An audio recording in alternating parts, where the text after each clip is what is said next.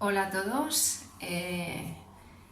aquí estoy de nuevo para trabajar con las enseñanzas del curso de milagros. Espero que estéis bien, que he tardado un poquito más de lo que pensaba en hacer este vídeo, pero en fin, ya os dije que intentaría hacerlo con frecuencia. Es verdad que voy a intentar hacerlos de forma más continua. No sé si serán de manera quincenal, ojalá pudiera hacerlos semanales, porque además hoy aquí tengo el libro, vamos a seguir con la clarificación de términos. Yo creo que en un par de vídeos más lo podemos hacer. Y una vez que hagamos la clarificación de términos, entonces ya empezaré con los vídeos que os dije que haría, porque el estudio que yo quiero hacer de curso de milagros es un poco más diferente al estudio que hay por la red, ¿no? Vídeos más cortos, con las cartas estas que os dije de curso de milagros. Entonces mi idea es pues sacar una carta y trabajarla en ese vídeo, ¿no? Eso es un poco porque las cartas se focalizan con las lecciones y también con el libro de texto, pero es un poco hacerlo más hippie, ¿vale? No sé, he sentido que el Espíritu Santo así me lo ha guiado a mí y así ha querido que yo lo hiciera, ¿no? Entonces, pues así es como lo vamos a hacer.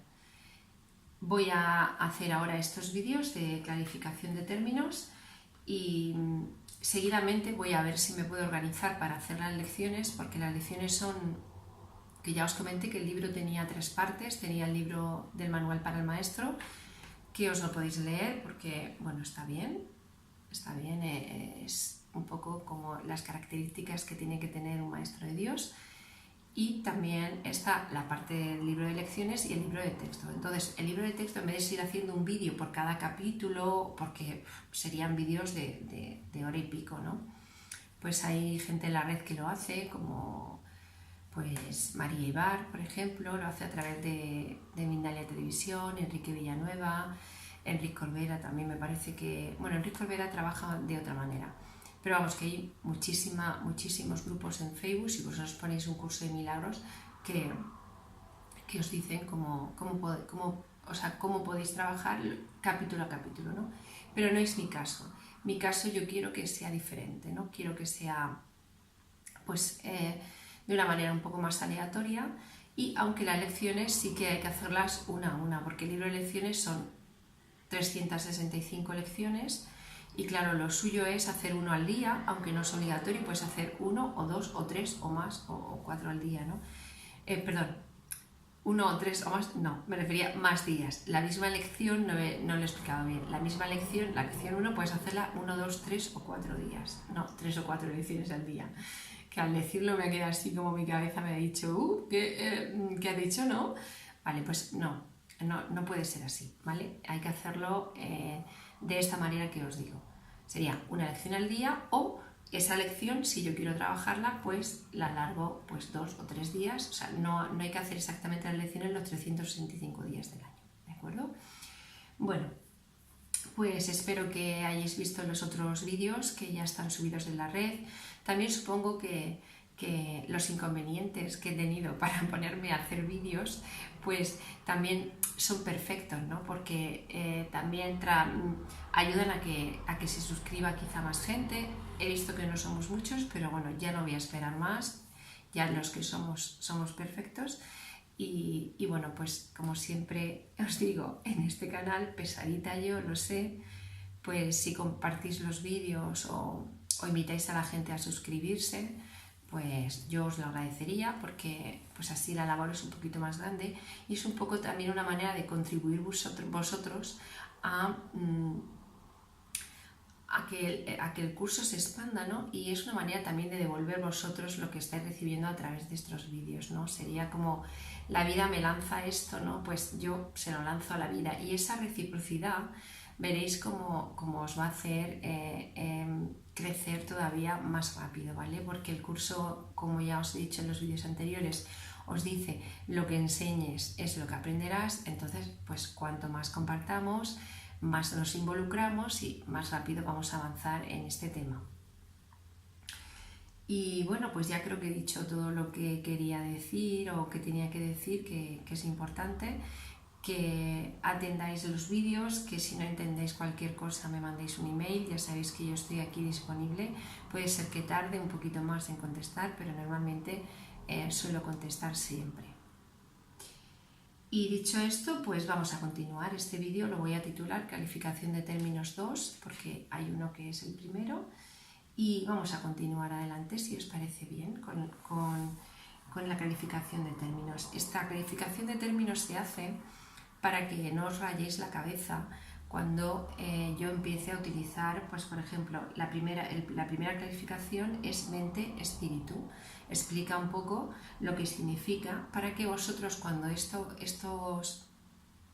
nombres los utilicemos cuando hagamos los vídeos con las cartas, que espero que no sean muy largos, que también podáis, para así poderlos hacer a lo mejor de una frecuencia semanal, para que podáis tener todas las semanas vuestro pequeño oasis, ¿no?, de estar un ratito con Dios, pues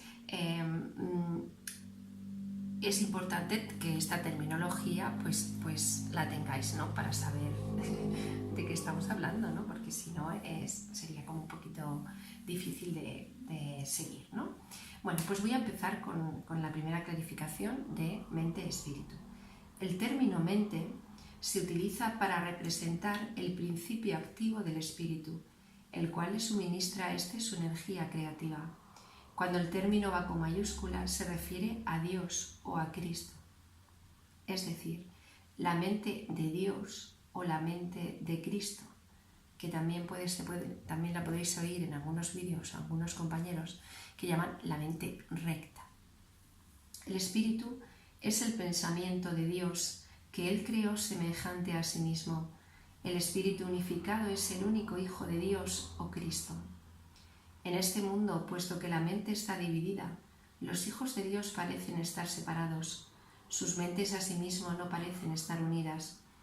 En ese estado ilusorio, el concepto de una mente individual parece tener sentido. En el curso, por lo tanto, se describe a la mente como si consistiera de dos partes, el espíritu y el ego. También llamado como mente recta, que sería el espíritu, o mente errónea, que sería el ego. El espíritu es la parte que aún se mantiene en contacto con Dios a través del Espíritu Santo, quien, aunque mora en esa parte, también ve la otra. No se usa el término alma, excepto en citas directas de la Biblia, por ser un término sumamente polémico. En cualquier caso sería un equivalente de espíritu, entendiéndose que al formar parte del ámbito de Dios, es eterno y nunca nació. La otra parte de la mente es completamente ilusoria y solo teje ilusiones. El espíritu conserva su potencial creativo, pero su voluntad, que es la de Dios, parecerá estar cautiva mientras la mente no esté unificada. La creación continúa imperturbable, porque esa es la voluntad de Dios. Dicha voluntad está siempre unificada y, por lo tanto, no tiene significado en este mundo, no tiene grados ni opuestos. La mente puede gozar de rectitud o estar errada, dependiendo de la voz que escuche. De ahí lo que estoy diciendo, que en algunos sitios lo llaman mente errónea y en otros, pues mente recta, ¿no? Serían las dos mentes. La mentalidad recta escucha al Espíritu Santo, perdona al mundo y en su lugar ve el mundo real a través de la visión de Cristo. Esta es la visión final, la última perfección, la condición en la que Dios da el paso final. Ahí al tiempo y al ilusorio les llega su fin. La mentalidad errada escucha al ego y teje ilusiones, percibe el pecado, justifica la ira y considera que la culpabilidad, la enfermedad y la muerte son reales. Tanto este mundo como el mundo real son ilusorios, pues la mentalidad recta simplemente pasa por alto o perdona lo que nunca ocurrió. Por lo tanto, la mentalidad recta no es la mentalidad uno de la mente de Cristo,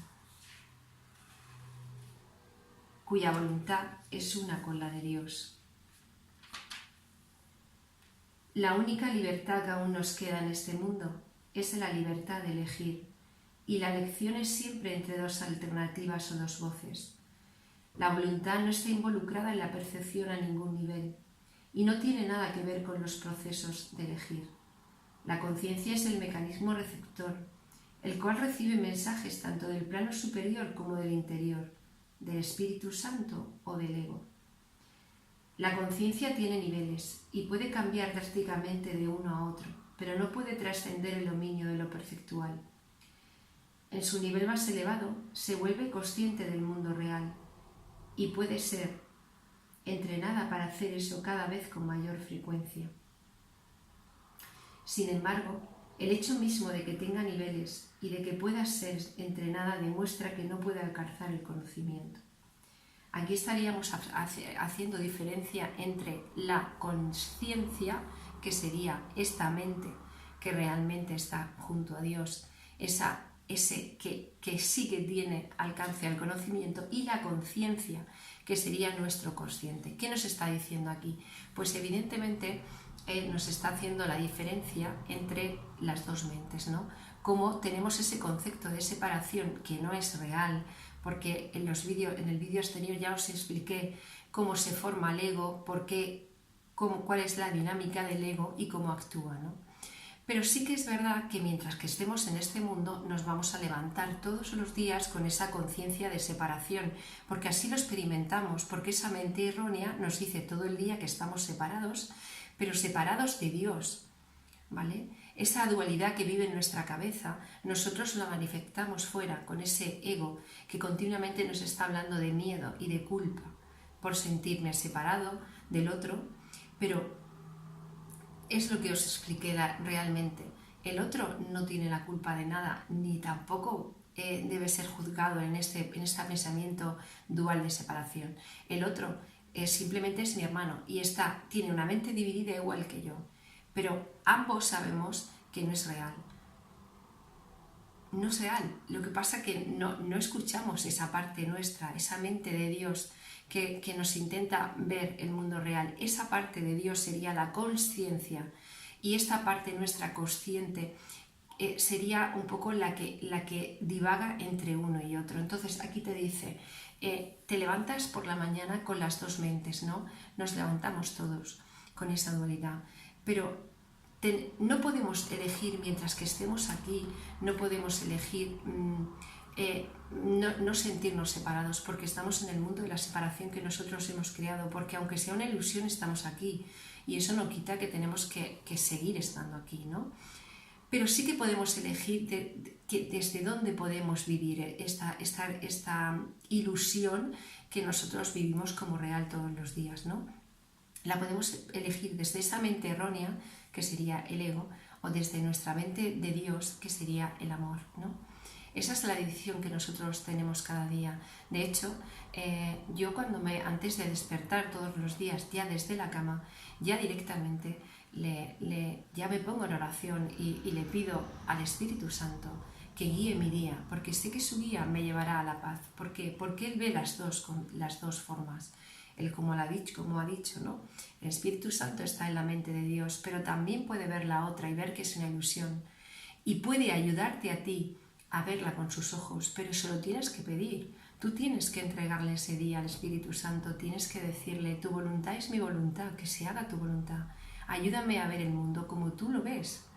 Es ya un buen, para mí por lo menos, aunque luego evidentemente te despistas súper rápido y enseguida se mete el ego y ya te hace ver las cosas de otra manera, pero aún así, en ese momento en que yo ya sé que estoy no sintiendo paz, en ese momento en que yo ya empiezo a sentirme mal, ya sé que he vuelto a tomar la decisión de la mente errónea y otra vez me puedo parar y con todo el amor hacia mí mismo, que luego evidentemente emitiré hacia afuera en una proyección de amor y no de miedo, pues con todo ese amor puedo de nuevo decir, vaya, otra vez he vuelto a elegir, vale, pero puedo decidir cómo me siento, no puedo decidir no dejar de escuchar al ego, porque estoy aquí en este mundo que yo he decidido experimentar, pero sí puedo decidir cómo quiero yo experimentar esto, ¿no? Si lo quiero experimentar desde el miedo, desde el amor, ¿y cómo sería eso, ¿no? ¿Cómo sería? Pues pues cuando aparece el ego,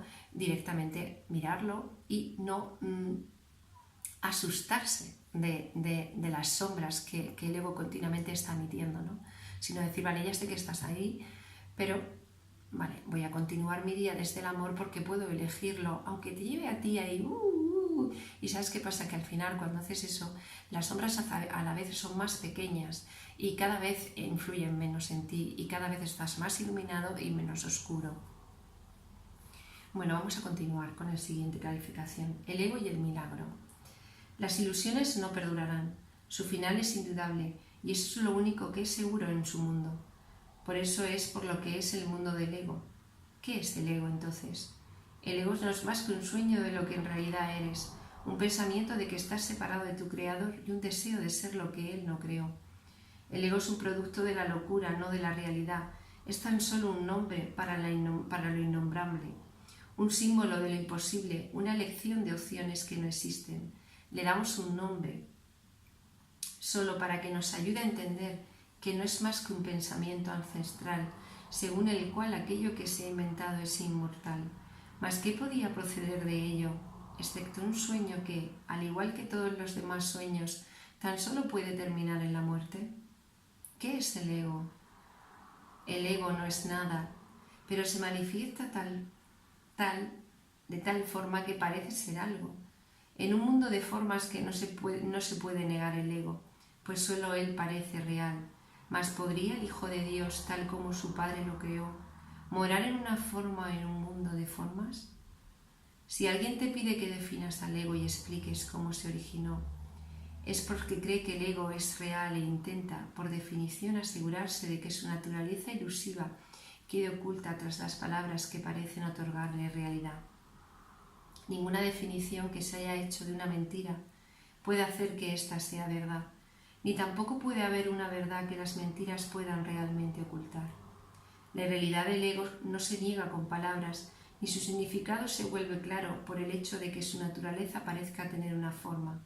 ¿Quién puede definir lo indefinible? Sin embargo, incluso para esto hay una respuesta. No podemos formular realmente una definición de lo que es el ego, pero sí podemos decir lo que no es. Y esto lo podemos ver con perfecta claridad. Basándonos en eso, podemos deducir lo que es. Observa su opuesto y verás la única respuesta que tiene sentido. Al opuesto al ego, desde cualquier punto de vista, origen, efecto y consecuencia, le llamamos milagro. En él encontramos todo lo que no tiene que ver con el ego en este mundo. El milagro es lo opuesto al ego, y solo en él podemos observar lo que era el ego, pues en él vemos lo que éste aparentemente hacía. Continúo. Y la causa y sus efectos no pueden sino seguir siendo una misma cosa. Donde antes había oscuridad, ahora vemos luz. ¿Qué es el ego? Lo que antes era oscuridad. ¿Dónde está el ego? Donde antes estaba la oscuridad. ¿Qué es ahora y dónde puede encontrársele? No es nada. No se le puede encontrar en ninguna parte. Ahora la luz ha llegado y su opuesto se ha ido sin dejar ni rastro. Donde antes había maldad, ahora hay santidad. ¿Qué es el ego? Lo que antes era maldad. ¿Dónde está el ego? En una pesadilla que solo parecía ser real mientras la estaba soñando. Donde antes había crucifixión, ahora está el Hijo de Dios. ¿Qué es el ego? ¿Quién tiene necesidad de preguntar? ¿Dónde está el ego? ¿Quién necesita ir en busca de ilusiones ahora que los sueños han desaparecido? ¿Qué es un milagro? Un milagro es un sueño también. Pero si observas todos los aspectos de ese sueño, jamás volverás a dudar. Observa el bondadoso mundo que se extiende ante ti mientras caminas envuelto en mansedumbre. Observa los ayudantes que encuentras a lo largo del camino que recorres, felices ante la certeza del cielo y la garantía de paz. Y observa también, por un instante, lo que por fin dejaste atrás y finalmente pasaste de largo. Esto es lo que era el ego: el odio cruel, la necesidad de venganza, los gritos de dolor, el miedo a la muerte y el deseo de matar, la ilusión de no tener hermanos y el que yo parecía estar solo en el universo. El milagro corrige este terrible error con respecto a ti mismo, con la misma dulzura con la que una madre amorosa adormece en su canto a su criatura. ¿No preferirías escuchar un canto así? ¿No contestaría ese canto todo lo que pensabas preguntar, haciendo incluso que la pregunta dejase ya de tener sentido? Tus preguntas no tienen respuesta, ya que han sido planteadas para callar la voz de Dios, la cual nos hace a todos una sola pregunta. ¿Estás listo ya para ayudarme a salvar el mundo? Pregunta esto en vez de preguntar qué es el ego, y verás un súbito resplandor envolver el mundo que el ego fabricó. Ahora no se le niega a nadie ningún milagro. El mundo se ha salvado de todo lo que tú pensabas que era y lo que es. Ha sido siempre absolutamente puro y jamás ha sido condenado. El milagro perdona y el ego condena. No necesita ninguna otra definición para ninguno de ellos excepto esta. Mas ¿qué definición podría ser más cierta? O estar más a tono con lo que es la salvación. Con esto el problema y la respuesta se llevan uno al lado del otro, y al estar finalmente juntos, la elección es obvia. ¿Quién elegiría el infierno de reconocer que eso es lo que está eligiendo? ¿Y quién no seguiría adelante un poco más cuando le ha sido dado comprender que el camino es corto y que el cielo es su meta? Bueno, aquí en esta clarificación de milagro y de ego creo que está muy claro, ¿no? Que lo opuesto al ego es el milagro. ¿Y qué es el milagro? El milagro es perdonar el error. Por eso cuando nosotros entregamos, nos perdonamos, cuando sabemos que hemos cometido un error y nos perdonamos y decimos, Padre, perdóname por haber caído en el error y te lo entrego, Espíritu Santo, para que lo corrijas y lo anules y me ayudes a ver esto de otra manera. Me ayudes el próximo día a verlo de otra manera, donde lo elija desde mi mente recta, desde el amor y no desde la culpa que me dice el ego continuamente, que necesito castigo. Ahí es cuando se da el milagro. El milagro sería deshacer el error. El milagro es la expiación. Por eso la solución al ego es el milagro y la solución y la opción del milagro es la expiación. Es decir, esto no es real, es verdad, pero yo estoy en el mundo de la ilusión y tengo que sobrevivir dentro de este mundo de la ilusión. Tengo que encontrar esa luz, tengo que iluminar toda la vida que me rodea, que sé que está de oscuridad, que está oscura cuando el ego está haciendo de las suyas, ¿no? Entonces, ¿qué hago? Pues recurrir a ese milagro, ¿no? Pedir sería en este caso la expiación. Bueno, voy a continuar con una definición más para que no se haga muy largo el vídeo, aunque haya que hacer otros vídeos como os he dicho. Continuamos con el perdón y la faz de Cristo. El perdón es el medio que nos lleva a Dios y que nos permite alcanzarle más, más algo ajeno a Él, más es algo ajeno a Él. Lo repito, que había una coma ahí que no he sabido encajar bien. El perdón es el medio que nos lleva a Dios y que nos permite alcanzarle, mas Él es algo ajeno a Él, porque Dios no castiga, evidentemente. Es imposible concebir que algo creado por Él pueda necesitar perdón. El perdón entonces es una ilusión, pero debido a su propósito, que es el del Espíritu Santo, hay algo en ella que hace que sea diferente. A diferencia de las ilusiones, nos aleja del error en vez de acercarnos a Él. Es lo que yo os acababa de explicar ahora mismo. Al perdón podría considerársele una clase de ficción feliz, una manera en la que los que no saben pueden salvar la brecha entre la percepción y la verdad. Como os he dicho, ¿no? Cuando nosotros pedimos esa expiación, pedimos ese perdón, es cuando se nos ayuda a verlo de otra manera. Al perdón podría considerársele una clase de ficción feliz, una manera en la que los que no saben pueden salvar la brecha entre la percepción y la verdad. No pueden pasar directamente de la percepción al conocimiento porque no creen que esa sea su voluntad. Esto hace que Dios parezca ser un enemigo en lugar de lo que realmente es, como hablamos en el vídeo anterior. Y es precisamente esta percepción de mente, en la que hace que no estén dispuestos a simplemente ascender y retornar a la paz.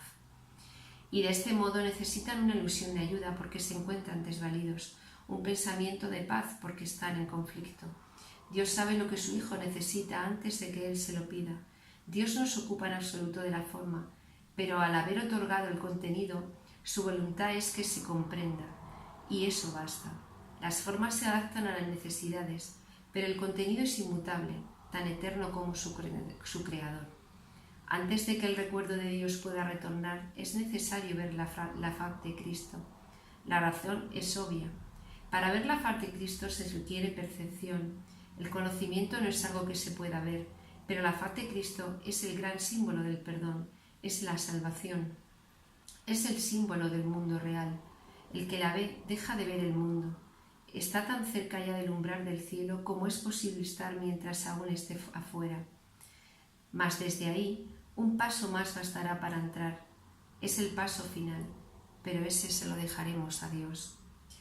El perdón es un símbolo también, pero en cuanto que es símbolo exclusivo de la voluntad del Padre, no puede ser dividido. Y así la unidad que refleja se convierte en su voluntad. Es lo único que aún está en el mundo en parte, y que al mismo tiempo es el puente que conduce al cielo. La voluntad de Dios es lo único que existe. Lo único que podemos hacer es pasar de la nada al todo, del infierno al cielo. ¿Es esto una jornada?